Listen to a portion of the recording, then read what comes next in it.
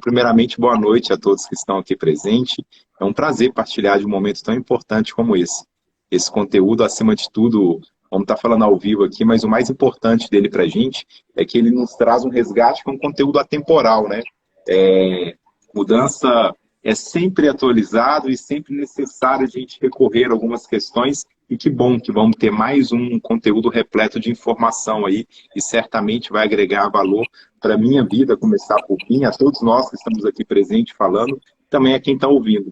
A gente nunca está cheio demais de conteúdo e certamente gestão de mudança aplicado a todo o conceito que a gente tem é transformador e é um conteúdo que vai agregar muito valor para todos nós.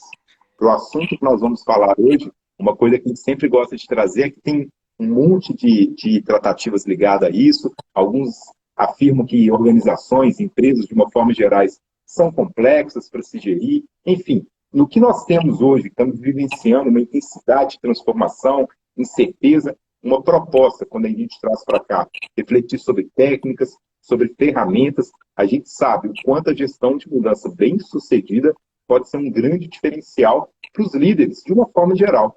E aí, nós estamos com esse time aqui de peso aqui para falar conosco. Então, só para apresentar, eu vou colar aqui, porque eu tive que fazer uma colinha para falar sobre o perfil de cada um.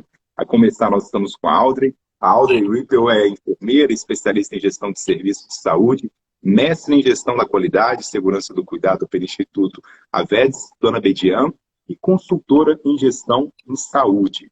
A Renata, que está presente conosco também, enfermeira, pós-graduada em saúde pública, pós-graduada em terapia intensiva, MBA em gestão de qualidade, gestão hospitalar, formação em coaching executivo organizacional e consultora em gestão de saúde. E a Rúbria, que participa conosco nesse time, é psicóloga, mestrada em gestão de pessoas com ênfase em cultura organizacional, consultora em desenvolvimento organizacional e humana. E as três formam um time poderoso, são três amigas que eu ouço sempre falar uma da outra, sempre falam e trazem iniciativas legais ligadas a isso. E para a gente começar, eu queria rapidamente, aqui, só para a gente poder ter algumas palavras iniciais, queria convidar a Audrey para trazer para a gente um pouco das expectativas, Audrey, um pouco de palavra inicial e como você entende que esse assunto vai ser falado aqui nessa noite, aqui com todos presentes. Boa noite a todos, é um prazer estar com vocês aqui, obrigado pelas boas-vindas, Elbert. Obrigado aí pelas meninas também abrirem esse espaço aqui, o Instituto Reger abrir esse espaço para que a gente possa conversar sobre esse assunto que é fundamental. Eu acredito que, apesar do assunto não ser uma novidade, na realidade, a gente usa ele muito verbalmente, mas na realidade a gente não entende, às vezes, dentro da esfera aí da gestão em saúde, o que significa, na realidade, a gestão da mudança. A gente usa nas nossas falas habitualmente, eu que sou da gestão da qualidade, utilizo essa fala frequentemente, inclusive em aulas, mas eu tenho certeza que tem muitas pessoas que estão aqui assistindo também, que ainda não têm uma noção correta de como utilizar isso na prática. Então, eu convido vocês também a participarem aí da discussão e, se puderem, também complementarem dentro da experiência que tem. Então, minhas expectativas são imensas aí em relação à nossa live. Muito bom. Renata, você pode falar para a gente um pouquinho também, por gentileza? Claro, muito feliz de estar aqui com todos vocês. Já vi entrando aí pessoas queridas que vão contribuir para que a gente crie juntos insights a respeito desse tema. Então, por favor, comentem no chat. Eu acho que isso vai fazer com que a conversa se esquente e que a conversa seja boa para todos nós. E Rúbria, por gentileza, Rúbria, fala um pouquinho para a gente também dessas expectativas. Muito bom. Boa noite, para mim também é um prazer enorme estar aqui com essas companhias especiais, né? Não só das minhas parceiras, mas também já vi um monte de gente aí, gente que conhece muito de gestão de mudanças, né? Que está entrando aí para nos acompanhar. E aí eu reforço o convite da Renata de participar dessa discussão, porque eu acho que ela enriquece bastante. O tema, de fato, não é um tema novo, mas ele é mais atual do que nunca, né? Porque a gente está falando de mudança o tempo inteiro, mas gerir mudanças é uma outra história, né? Eu acho que a gente pode falar aí tanto do aspecto humano quanto do aspecto metodológico. A gente pode falar bastante, mas essa discussão não se esgota nessa conversa, né? Então, A ideia é, de fato, a gente conseguir compartilhar um pouquinho da nossa experiência, do nosso aprendizado, para gerar insights para evoluir esse processo, né? É um processo que realmente está em desenvolvimento o tempo inteiro, que é a gestão de mudanças. Eu acho que essa é a fala mesmo, viu, Rubra? Em cima, principalmente encerrando com essa última frase sua, é a constância que a gente tem nas nossas vidas, né? E aí, por falar em constância nas nossas vidas, o assunto é muito extenso, a gente tem só 1 hora para falar a respeito dele, porque daqui a pouco o Instagram tesoura a gente também no período de 1 hora. Então, para começar, eu queria entender aí rapidinho um pouquinho das mudanças no conceito trajetória da parte de vida profissional. Então, Aldra, eu queria só que você trouxesse para a gente um pouco, assim, o que foi as mais significativas que você já viveu, de uma forma geral, em toda a sua trajetória profissional? Nesse foco da área da saúde, né? A área da saúde é uma área, e os serviços de saúde é uma área que está sempre em transição. A gente tem tanto transições epidemiológicas que estão afetando aí as instituições de saúde, a gente viveu aí isso muito durante a pandemia, mas a gente tem transformações que vêm inerentes aí às próprias mudanças de fluxos, as adequações, as questões aí relacionadas à gestão da qualidade, ou mesmo a implantação de novas tecnologias, que na saúde também é muito intensa. Né? A gente está sempre buscando tentar melhorar de alguma forma. E até nesse próprio conceito do que é gestão de mudança, que acho que é importante também falar nesse conceito aqui, ela é uma disciplina, né? Então, como uma disciplina, ela tem práticas de gestão que a gente deve implementar. E ela começou a ser estruturada lá na década de 40 e vem sendo aprimorada mais fortemente a partir aí do final dos anos 90. E nas metodologias de gestão dentro dos serviços de saúde, ela ainda é muito nova. Tá? Então, a gente ainda está aprendendo a como utilizar essas metodologias para tentar virar a chave do que é mais importante, que é o fator humano da mudança, que eu acho que isso é um dos pontos fundamentais que eu sempre tive dificuldade na minha carreira aí de conseguir implementar. Usar uma ferramenta, trazer ela do livro, trazer ela teoricamente, ou mesmo de um benchmark, é simples. Tá? A dificuldade é a gente virar a chave, fazer essa transformação junto com uma equipe que muitas das vezes tem uma percepção de que a mudança é uma ameaça. Então, essas ferramentas dentro do modelo de gestão da mudança e as estratégias dentro do modelo de gestão da mudança ajudam muito a gente na prática a conseguir implementar as transformações que são realmente necessárias. Olha, curioso, né? Por que a gente associa tanto mudança à ameaça, né? O tempo todo, né? Parece que a gente às vezes fica cego, deixa de enxergar o cenário oportunidade e pensa sempre nele como ameaça. Boa colocação. Renata, queria te ouvir também um pouco a respeito disso. Me fala um pouquinho sobre essa parte de trajetória profissional e principalmente o que a mudança impactou em toda essa sua evolução de carreira. Quando a Audrey fala do fator humano da mudança, eu fico trazendo isso para a minha própria carreira e pensando desde a parte assistencial, que atuei na saúde pública, depois em terapia intensiva, lá no início como líder de mim mesma, depois como líder de uma pequena equipe, e na sequência, quando eu fui para qualidade, segurança e gerência administrativa, aí já era líder de outros líderes e depois líderes de outras equipes. E em cada um desses momentos, liderar processos de mudança, quando as pessoas estão com medo, insegura, e quando você mesmo não tem instrumento suficiente, pode ser bastante traumático. Mas o que a gente vê aí resgatando literatura, resgatando boas práticas, a gente consegue perceber que é possível mudar de uma forma correta, de uma forma mais leve, para você líder e para a sua equipe como um todo. Então, eu enxergo a mudança como sempre presente. Eu acho que os últimos 7 anos talvez foram anos de ebulição na saúde. A gente está vendo as grandes redes crescerem, aquisições, fusões, e nós ainda vivemos no meio disso tudo uma pandemia, né? Que aquilo que a gente estava meio reticente em mudar, a gente teve que rapidamente se adequar aí para os novos tempos. Então, é uma mudança de era. Então, as mudanças fazem parte do nosso cotidiano. Ô, Rúbria, e aí vem um peso que as duas falam de pessoas e tem um envolvimento, e certamente quando esse assunto chega em você, que é uma grande especialista no assunto também, nós vamos querer te ouvir muito a respeito disso, mas eu queria primeiro que você também tentasse fazer um pouco desse entendimento, primeiramente na sua vida profissional, na sua de carreira, e logo em seguida depois eu vou te questionar mais nesses aspectos humanos também. Nessa uma hora aí, eu acho que a gente vai conseguir explorar bastante. Eu acho que o aspecto humano ele é o aspecto central, né, de qualquer mudança, e quando a gente pensa em gerir a mudança, principalmente. Diferente da Renata e da Aldra, eu não vim da área de saúde, né? Assim, como formação, sim, né? Porque eu sou psicóloga, mas não na minha experiência profissional, eu vim de outros segmentos.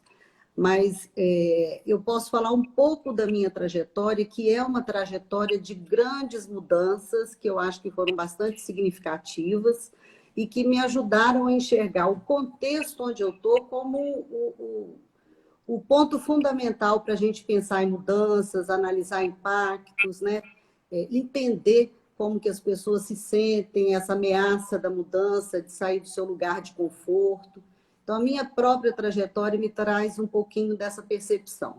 Eu comecei como psicóloga clínica e, no meio do caminho, tomei a decisão de vir para as organizações. Isso já muda um pouco o contexto, a mentalidade. Então, é um processo que aconteceu naturalmente, né? Ele não foi, vamos dizer assim, eu não pensei de uma forma muito planejada, ele aconteceu, foi uma escolha, mas foi uma mudança significativa, né, do meu olhar sobre a vida, sobre as pessoas com as quais eu me relaciono. E depois teve um outro momento que eu acho bastante importante, é muito parecido aí com o que a Renata falou, que é quando você sai desse lugar de contribuição individual, né? Todos nós somos preparados para ser profissionais de áreas técnicas, né?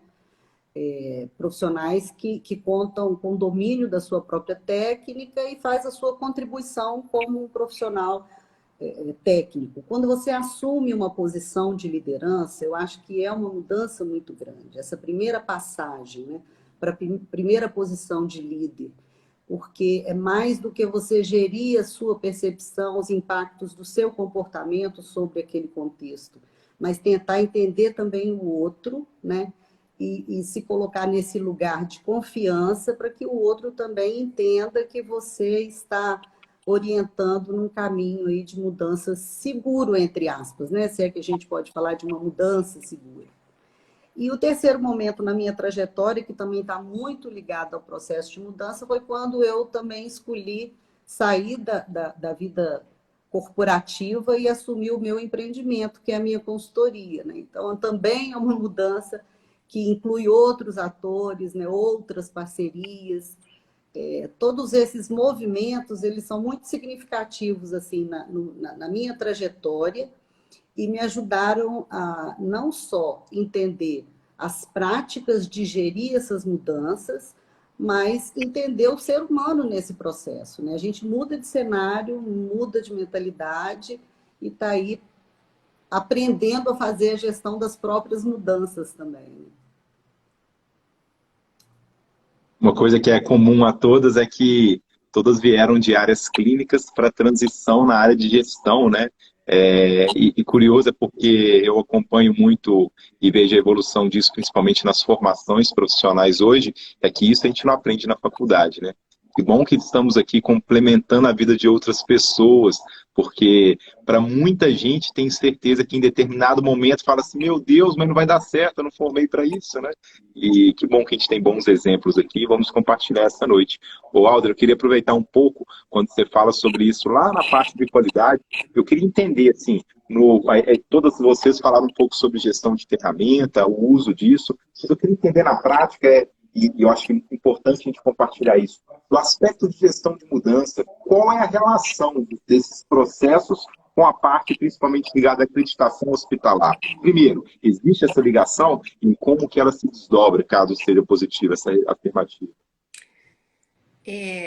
Tem tudo a ver, né? Na realidade, até está ficando até mais claro isso ao longo aí das transformações que a acreditação vem trazendo aí nesses 20 anos, um pouco mais de 20 anos que ela está presente no Brasil. Tá?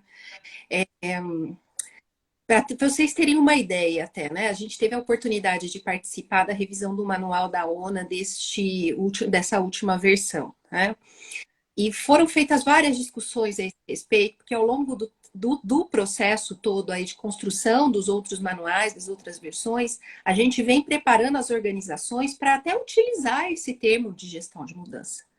Porque a gente não conseguia anteriormente, pela maturidade aí até do cenário brasileiro em relação a estudo, falar sobre gestão da mudança.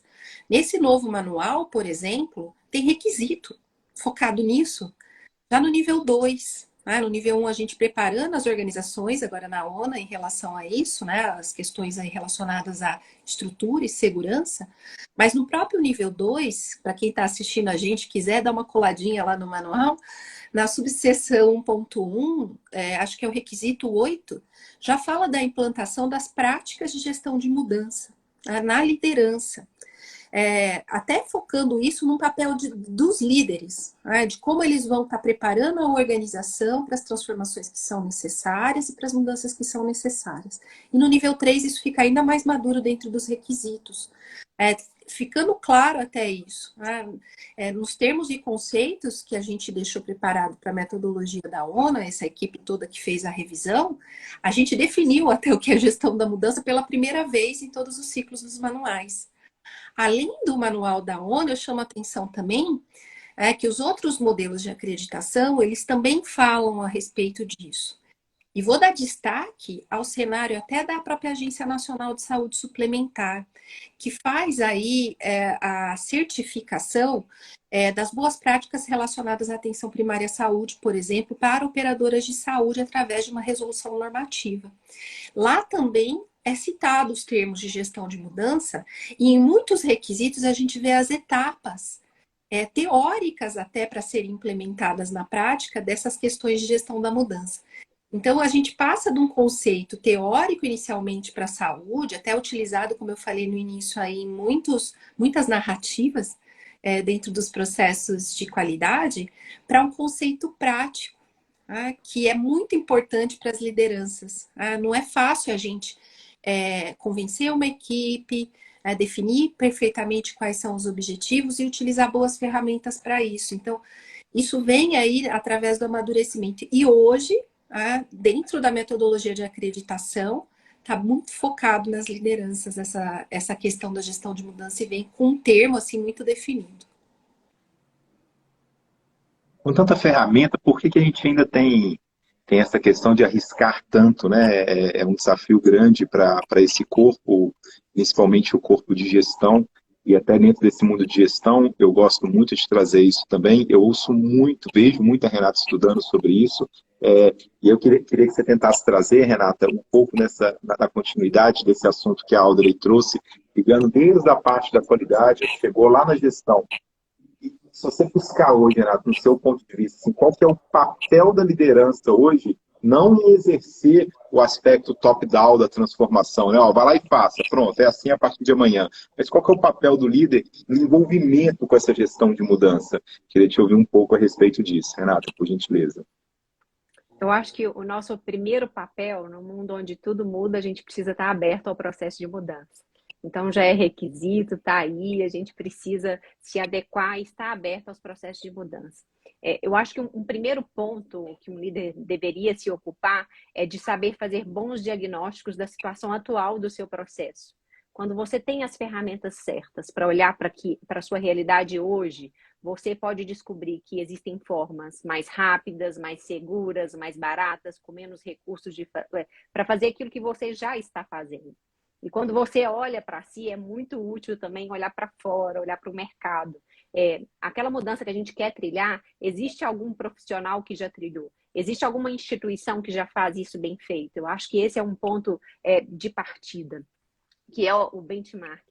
E falando em benchmark, a gente precisa pensar também em alternativas criativas para o processo de mudança.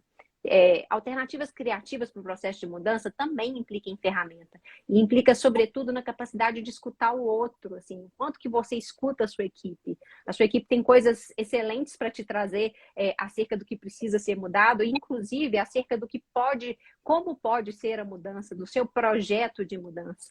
Então, além do pensamento criativo, a gente precisa conhecer conceitos, né? Ter uma base aí teórica.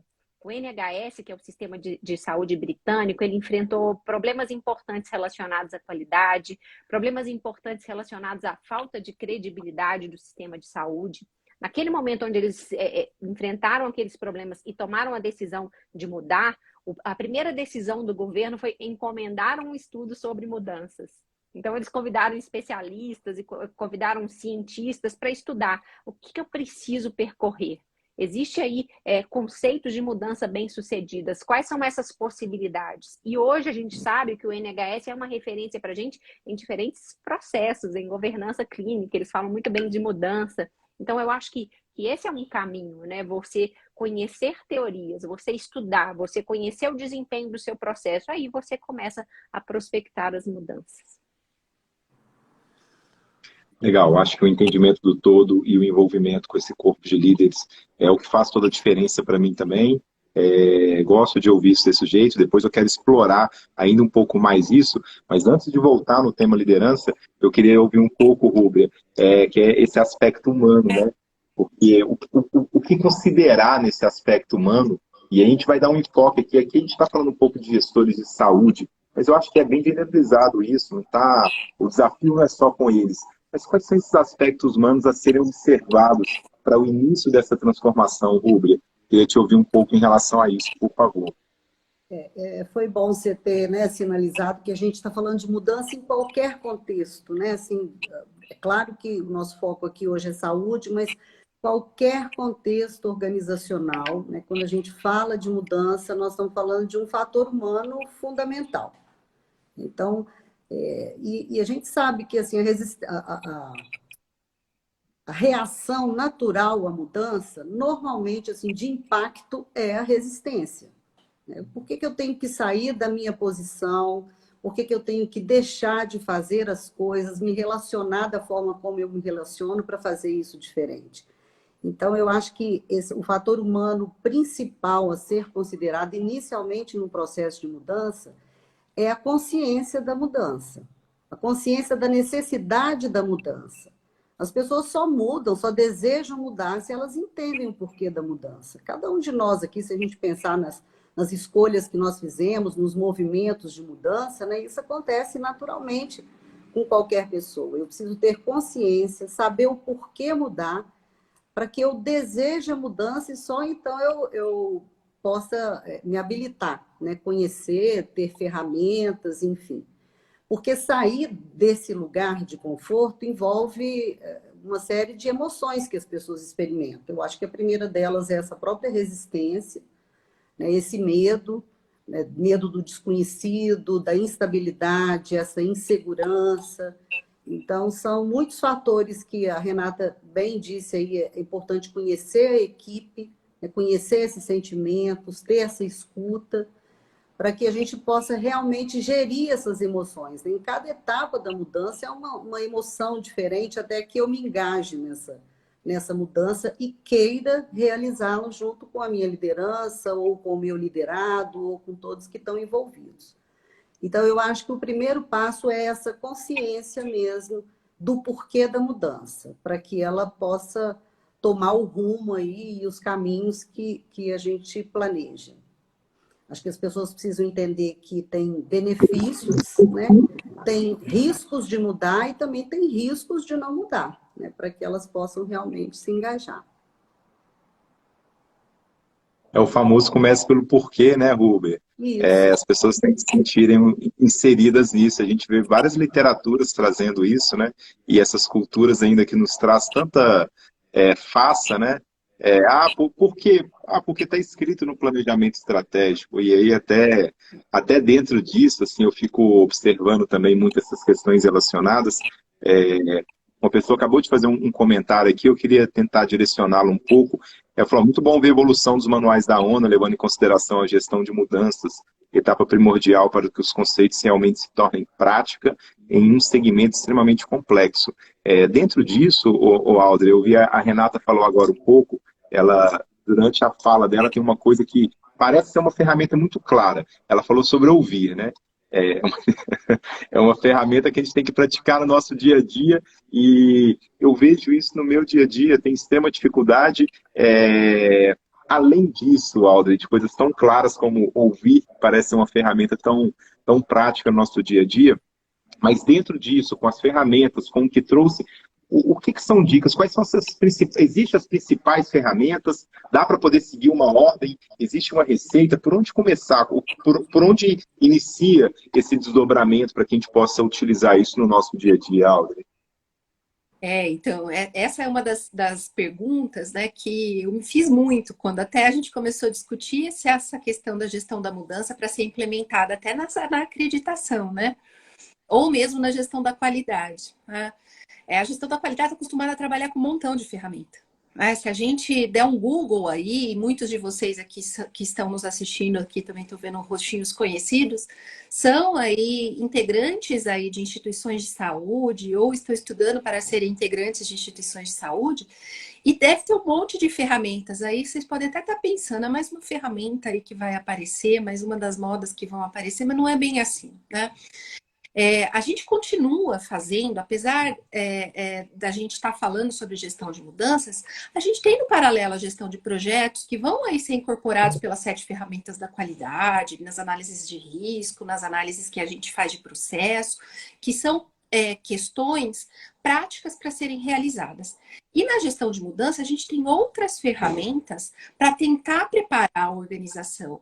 E para tentar preparar, às vezes, a nossa equipe, né? Porque a gente pode estar falando da mudança no nível local, para as mudanças que vão acontecer. E é importante até, né? Eu gosto de ser bem pragmática nisso, eu gosto de colocar em prática as coisas, né? Acho que a gente tem que tentar simplificar até esses conceitos e colocar na prática. A primeira coisa que a gente começa é pela definição de objetivos, que são objetivos em comum, como a Roberta aí falou. A gente precisa definir objetivos em comum.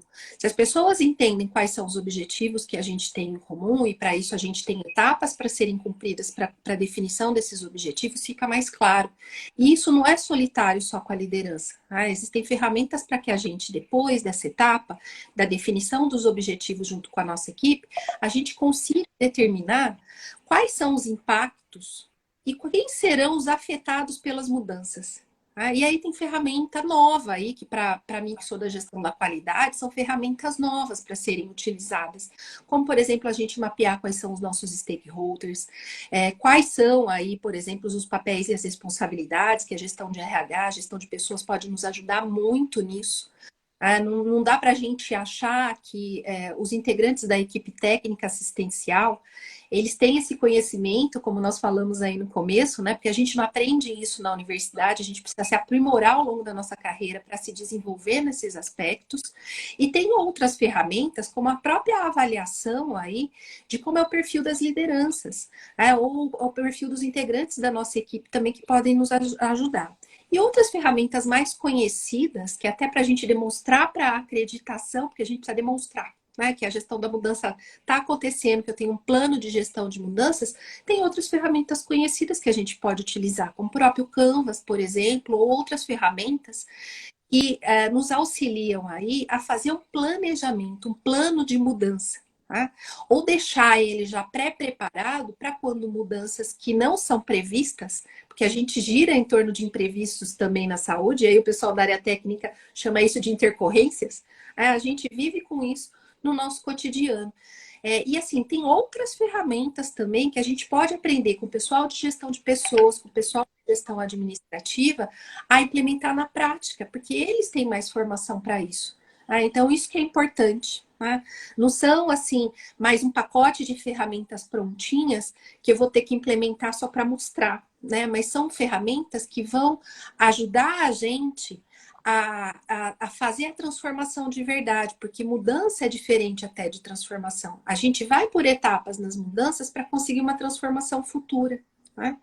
Que pode ser muitas delas. A gente tem o desafio, às vezes, de implantar um novo projeto, de mudar um fluxo, de ter uma nova direção assumindo, né? De ter essas fusões e aquisições que a Renata falou que agora estão mais frequentes. Então, tem bastante ferramentas que a gente pode estar utilizando para direcionar um pouco mais o que cada uma das pessoas podem contribuir dentro das mudanças e o que são resistências que a gente pode prever até com gestão de risco, né? Com gestão de risco dessas resistências, diferente um pouco da gestão de riscos que a gente faz clínica ou não clínica. Eu poderia ficar aqui falando uma noite inteira sobre isso, viu? O Aldrey, dá Muitas- vontade de ouvir mais, eu acho que poderia, porque eu fico ouvindo falar sobre isso, Aldrey, quando esbarra isso lá na qualidade, e principalmente na parte, principalmente quando você fala, poxa, vai ter que ter documentação disso. Parece ser uma coisa, me desculpe assim pela ampliação do discurso, mas parece ser uma coisa pro forma, né? Ah, eu tenho que provar as evidências, porque o auditor vai me pedir isso. Poderia ser mais suave, né? Poxa, tem um monte de ferramenta para isso. Quando a gente fala de canvas de valor, quando a gente fala de mapa de empatia, quando a gente fala de um monte de outras coisas, ou quando a gente faz indicação de literatura, o assunto poderia ser tão mais suave, né? Eu vejo transformações acontecendo em grandes e pequenas empresas. E o impacto, geralmente, quando eu vejo, é exatamente o mesmo, tanto positivo quanto negativo. Porque, para quem segue o modelo da transformação e faz o envolvimento das pessoas, parece ter ali, não é que seja uma entrada mais suave, mas as pessoas se sentem produzidas, entendendo pelo que realmente estão fazendo. E aí parece que há uma vontade de se envolver nisso. É diferente quanto a isso, né? Ah, por que vai ser assim? O auditor vai pedir evidência. Aí parece que vem um monstro de um auditor, né? Pedir evidência de mudança e o assunto poderia ser tratado de forma mais leve, né, Aldrin? Exatamente, né? Eu acho que assim, essa lógica só de demonstrar como evidência é uma lógica que é uma falácia, né? Ela não se sustenta ao longo do tempo. Não se sustenta. Então, assim, a gente tem que virar um pouco a chave. Na realidade, isso vem muito mais alinhado a gente agregar valor à instituição, né? Agregar valor dentro do planejamento estratégico para as pessoas que compõem serviços de saúde, que é o nosso tema, e são compostos por pessoas. Por mais que eu tenha a melhor tecnologia do mundo, vai ser operado por alguém, né? Só de profissões da área da saúde, a gente tem quase 15, de nível superior, né? Então, imagina a complexidade de tudo isso, né? Para que a gente consiga aí realmente envolver as pessoas nisso tudo. Acho que é muito mais a gente conseguir registrar isso como uma série histórica da instituição para gerar aprendizado posterior, né? Que a gente precisa registrar do que para o auditor ver, né? É muito mais para a gente registrar tudo. Então, assim, os próprios gestores da qualidade precisam aí mudar um pouquinho também essa percepção, né? A gente transitar por essa percepção. Aliás, né, só para vocês terem, só para falar um pouquinho, eu faço a preparação dos avaliadores da ONU, dou aula. Eu falo disso frequentemente com eles, né? Não dá para ser assim, né? Inclusive, na saúde, a gente chama de auditor, a gente chama de avaliador. Justamente porque a gente tem um julgamento diferente, né? Não é só tem um pouquinho diferente das outras metodologias de certificação que a gente tem lá fora, mas realmente é uma prática que ainda é frequente e que a gente precisa mudar a chavinha. Legal. Bom te ouvir falando a respeito disso, Alda. E eu queria tentar fazer um alinhamento, uma ligação nisso. A Renata foi gestora hospitalar por muitos anos e certamente vivenciou algumas experiências nisso. Eu queria que você tentasse trazer para a gente, Renata, dentro do que foi dito, inclusive, assim, na prática, como que você vivenciava isso? O que eram os principais impactos e, principalmente, como que você fazia com esse envolvimento, para que as pessoas sentissem parte disso? Queria até que você falasse um pouco de desafios também, Renata, como que foi isso nessa evolução dos anos que você passou com esses assuntos. Acho que a gente aprende muito com a literatura, com o benchmarking, mas eu acho que a gente aprende muito errando. Então, eu acho que eu aprendi em processos de mudança errando. Vivi muitos processos de mudança de cima para baixo. E viver processos de mudança de cima para baixo pode ser desgastante para o líder e para toda a equipe. Tem um autor que fala que a primeira fase da mudança deveria ser a fase do descongelar. Na fase do descongelar, aquilo que você tem na sua cabeça que a mudança vai trazer de benefício para todo mundo, você deveria contar aos outros. É uma fase em que você está mobilizando as pessoas a acreditarem naquilo que está só na sua cabeça ainda, né? Que ninguém está enxergando pelo sua mesma perspectiva, o seu mesmo ponto de vista. Então, aquilo que você acredita ser uma mudança, você precisa dividir com os outros. E nesse momento vai ter um tanto de resistência. E ter resistência é bom. É na hora da resistência que você escuta os resistentes, você aprende com outros pontos de vista que você não tem. É um momento, então, de agregar e fazer com que o projeto de melhoria ele fique melhor. Um líder, quando está à frente de um processo de mudança, ele precisa ter foco. A gente não consegue mudar o mundo todo de uma vez só. Então, onde é que você vai canalizar a sua energia? Qual é a mudança que precisa ser priorizada por você? Né? Por que mudar e o que mudar é importante definir. Depois que você definiu o que mudar, você precisa pensar em uma forma de feedback, em ter um indicador, uma métrica que vai te contar: essa mudança trouxe benefícios para a sua equipe ou não trouxe? Porque nem toda mudança vai impactar em melhoria e você precisa reconhecer rapidamente aquelas mudanças que são desastrosas. Quantas vezes a gente muda e a mudança acarreta em problemas para a equipe? E quando a gente pensa nisso, em uma mudança que traz ciclos de pioria, o que a gente precisa se atentar, sobretudo, é fazer pequenas mudanças. A mudança ela precisa começar de forma amostral. E a HI ele nos chama muita atenção para isso. Vai implantar uma mudança que seja uma ferramenta da qualidade, um impresso novo, implanta em um plantão, em um dia da semana, em uma equipe só. Avalia quais são os impactos, o que deu de certo, o que deu de errado.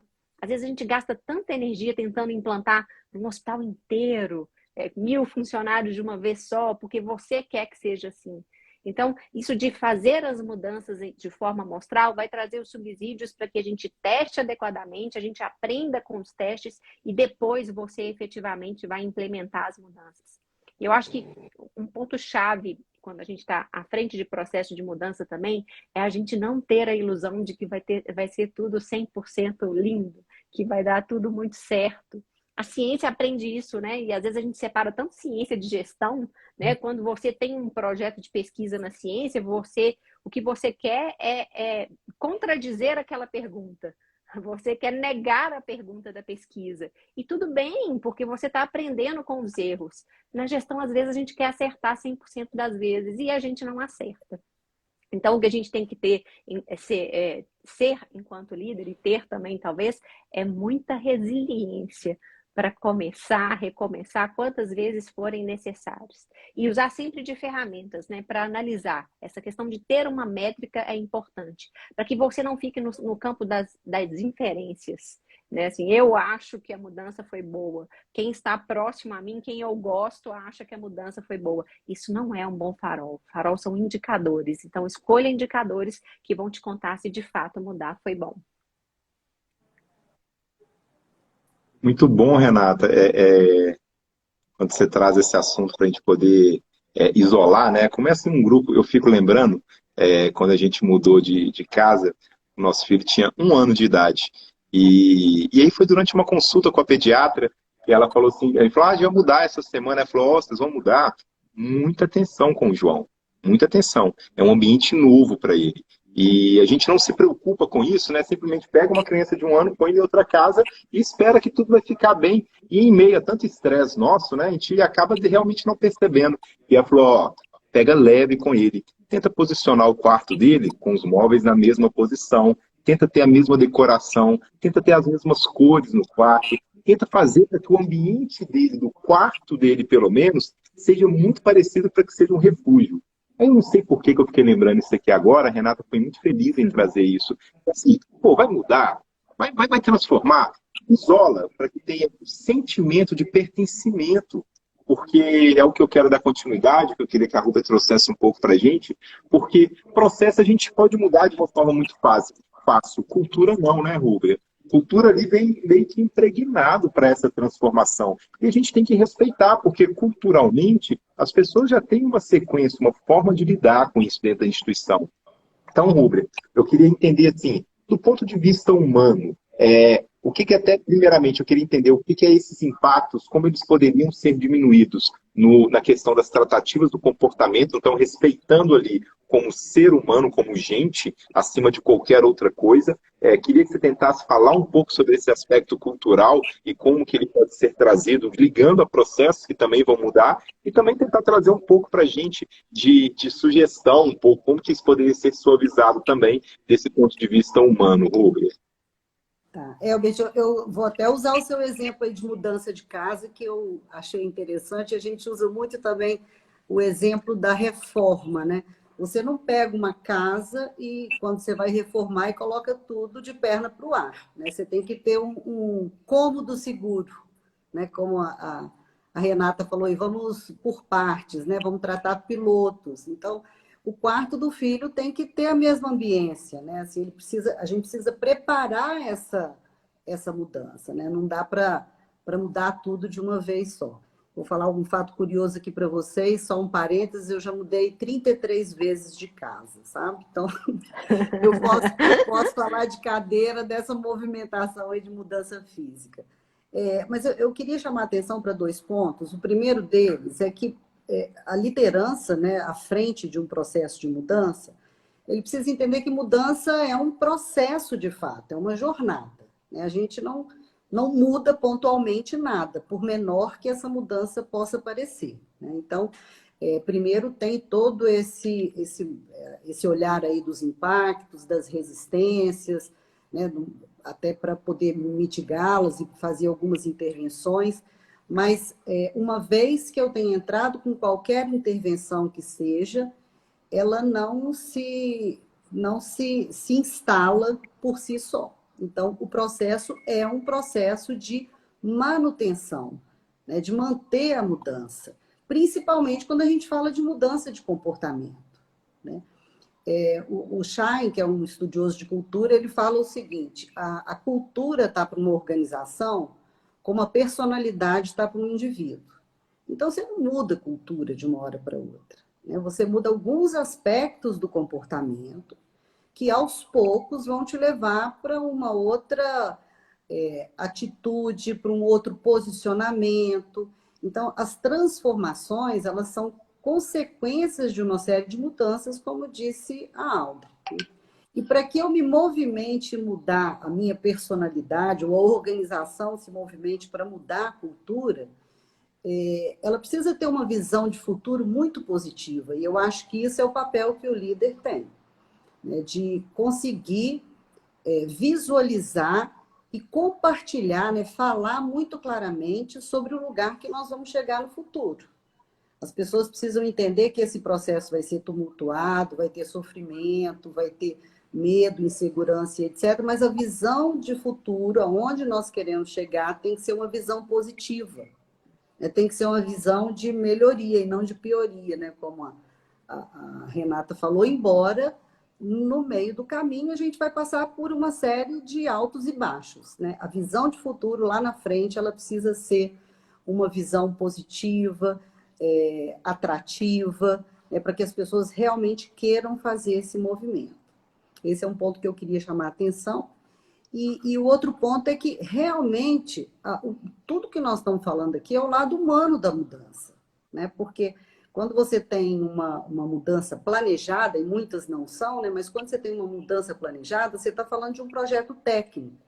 Você vai implementar uma tecnologia, você vai fazer uma aquisição, vai mudar o seu negócio, tem uma nova orientação estratégica, você consegue desenhar claramente, né, planejar de uma forma muito assertiva esse lado técnico da mudança. Mas o lado humano é fazer com que as pessoas compreendam, né, esse processo e as pessoas façam a mudança. Isso é a gestão de mudança do ponto de vista humano. E para isso a gente precisa, sim, ler o que está acontecendo naquele contexto, fazer o que a gente chama de análise de impacto, ou diagnóstico, diagnose, enfim, o nome que dê, mas a gente precisa fazer essa leitura, ver os impactos que causam não só nos processos, na estrutura organizacional, né, na arquitetura, no espaço físico, mas principalmente nas pessoas. As relações vão mudar? A forma como as pessoas se relacionam entre elas, ou com o trabalho, algum comportamento fundamental, as suas próprias crenças, né? Aquelas certezas antigas vão mudar? Isso tudo é muito difícil, porque a gente não tem vamos dizer assim, uma análise, a gente não consegue fazer uma análise, uma pesquisa quantitativa, sem, de fato, trazer alguma análise um pouco mais clínica, né, desses impactos, para então mitigá-los. Aí quando você fala assim, fala aí como que a gente pode fazer isso, mitigar impacto, né, ou tratar esses impactos para ter um impacto menor mesmo no processo de mudança, eu acho que o primeiro ponto é conhecer essas pessoas, né? Entender o que de fato o que pode ser feito para que elas tenham um mínimo de segurança nessa trajetória. E eu acho que a gente tem pelo menos 3 caminhos aí, né? Quando a gente pensa na técnica, que são fundamentais. O primeiro deles é, sem dúvida, a comunicação.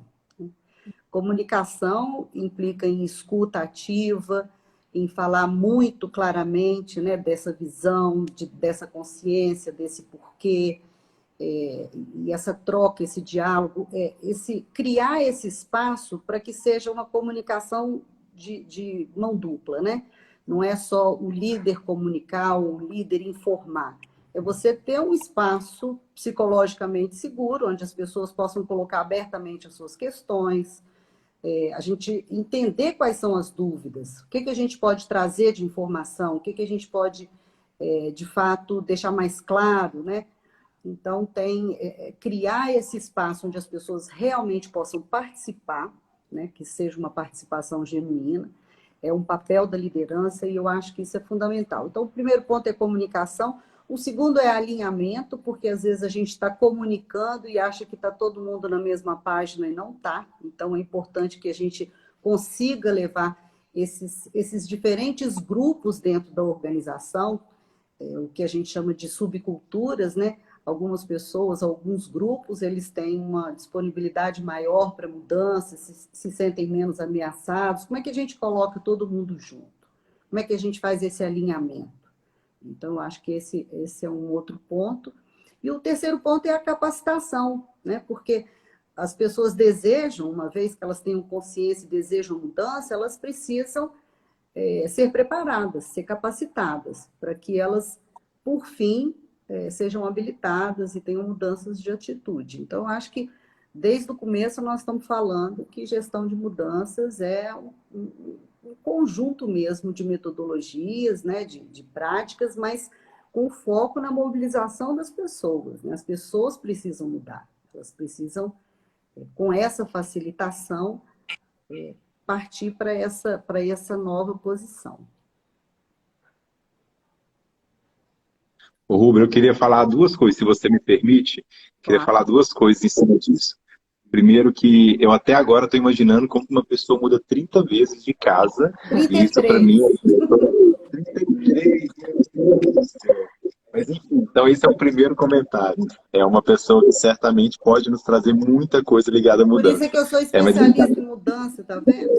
Eu tenho dúvida que você contribui muito para 50 pessoas aqui na sala. Ô Rubem, mas acima de tudo, uma coisa que, se você me permite, complemento não, uma coisa que para mim faz muito sentido, e colocando um adendo como um 4º item nesse ponto, que é o registro, Rubem. Eu sei que a gente fala sobre comunicação ali, e talvez a comunicação já permeie um pouco isso, mas é o registro, porque eu acho que é óbvio que a gente tem que ter a flexibilidade para a condução dos nossos negócios com as transformações necessárias para a evolução, né?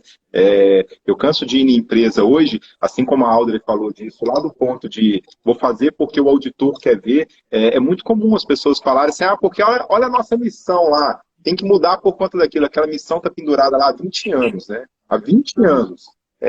Não revisitou aquilo ali, não teve uma transformação, não teve uma criação de propósito. Então, a dificuldade do envolvimento das pessoas quando não existe um norte é muito grande, porque se tivesse orientado a isso, está tudo bem. Agora, maior do que isso, e é o que eu quero trazer, é o registro, a importância desse registro. Ele, para mim, faz muito sentido, é onde eu falo muito com o meu time. Eu trabalho numa startup. Startup, o dinamismo nos surpreende. Eu saí de uma empresa que tinha 30 anos e fui para uma empresa que tinha 5 anos. No conceito de startup, a gente fala uma coisa a todo instante, que é assim, registre os erros e nos traga o aprendizado da lição.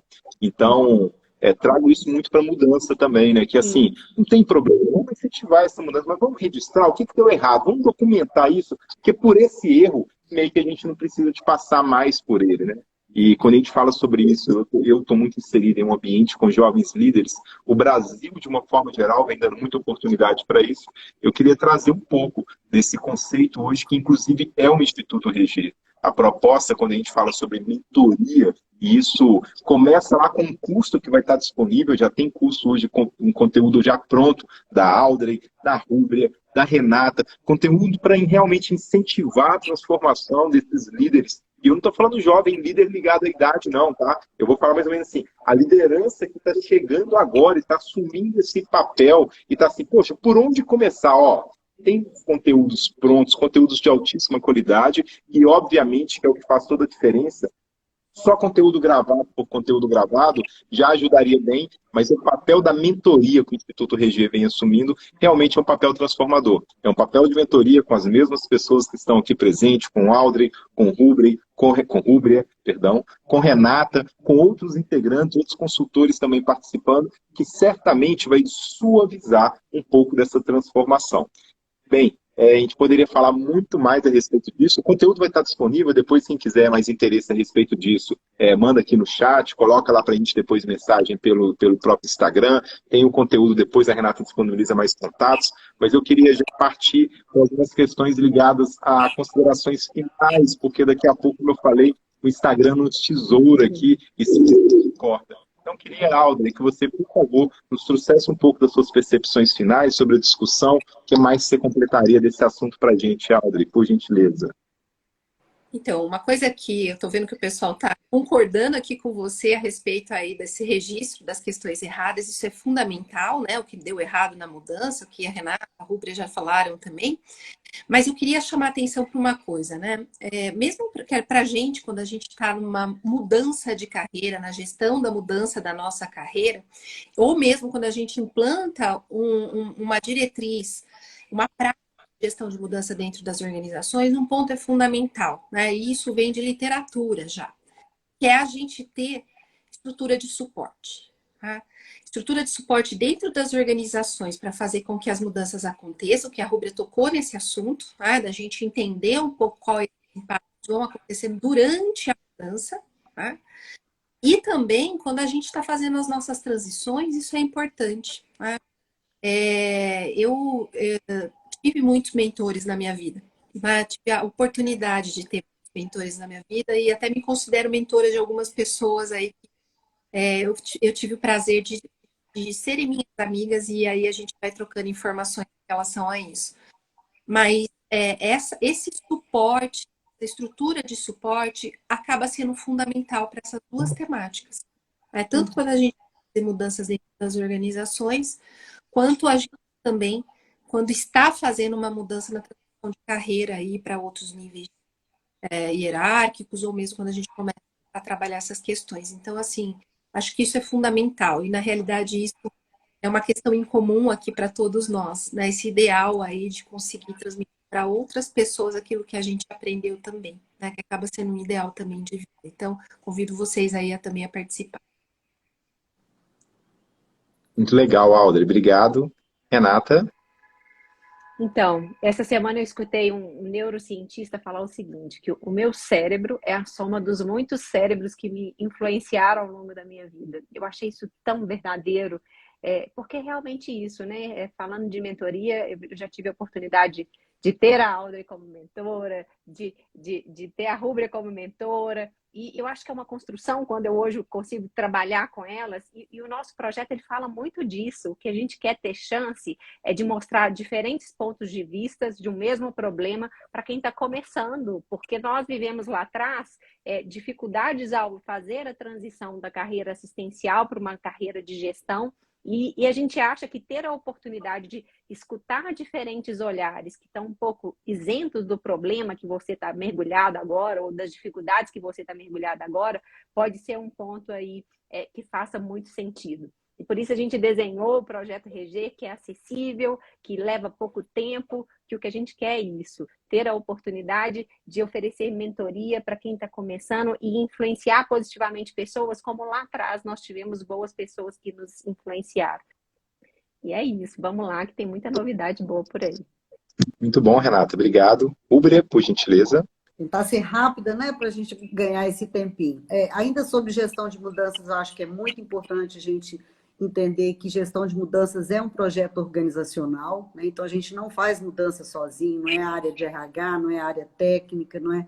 Então, assim, é um conjunto de equipes que estão trabalhando juntos, né? Então, envolve método, envolve pessoas, envolve esse olhar mais crítico, essa análise de impacto. Ninguém faz isso sozinho. Então, a Audrey falou um pouquinho, é o que eu entendo dessa rede de apoio, né? Assim, desse conjunto aí de colaborativo.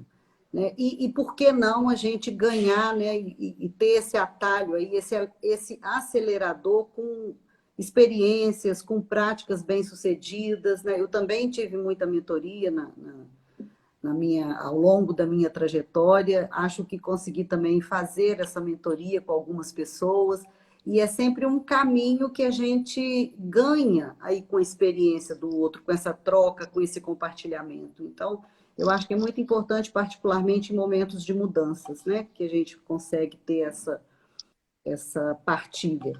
E eu acho que um outro ponto, qualquer Uber, mudança... nossa conexão vai cair em 6 segundos.